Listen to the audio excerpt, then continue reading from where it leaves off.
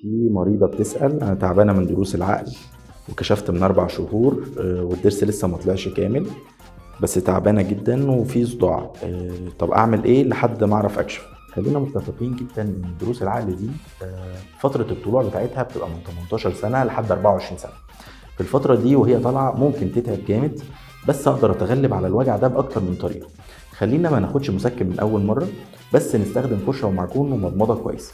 الفرشة نفسها لازم توصل لآخر الضرس لحد ما تخبط في اللثة.